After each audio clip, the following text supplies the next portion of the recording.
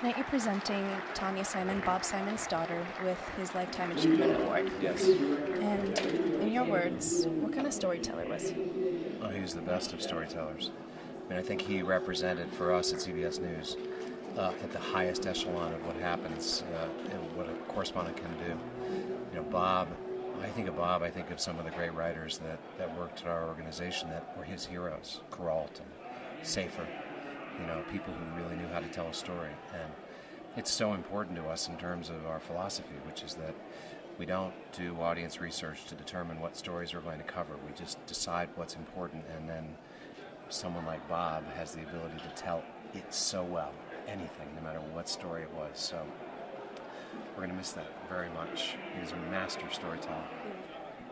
And he put himself in so many perilous situations while he was a correspondent. What kind of legacy and what is he teaching this future generation of journalists and upcoming journalists now?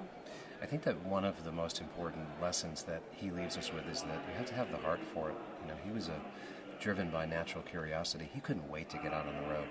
He just loved traveling. He loved adventure. He was in 130 countries covering stories for CBS News. We didn't know there were 130 countries, you know, and he just, he loved getting out. And I said in our tribute to him, it was almost as if I didn't have to tell him what the story was, just to go, and he'd get on a plane and go. He was so, always had his hand up. And I do think that's an important lesson, but you can't really learn that. That's a desire that he had from within. He wanted to be out covering stories. Yeah, I remember a few nights ago his last segment that he did for CBS. I was watching with a 5-year-old and my aunt and uncle, and we were all enthralled with the television. What was the magic that he had that he could make a whole audience just capture? It's about storytelling, and that was a story about opera. Nobody does stories about opera in primetime television in America. They just don't. But as I've said, Bob could take any story and make it great.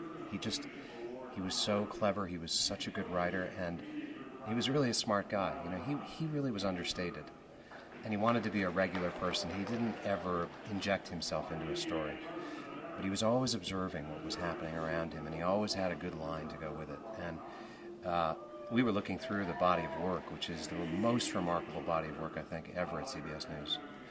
And it's hard to choose your favorite story because every single story had something special in it. So that's very special. Is there anything you'd like to add about him and his legacy? We're really honored that this great organization would do this for him tonight, give him a Lifetime Achievement Award. I wish he was here. He wouldn't believe it. You know, he was not someone who puffed himself up. He was just a regular guy reporter who would have been so honored that someone would give him a Lifetime Achievement Award. So we're just proud and happy to be able to accept it on his behalf. Thank you so much.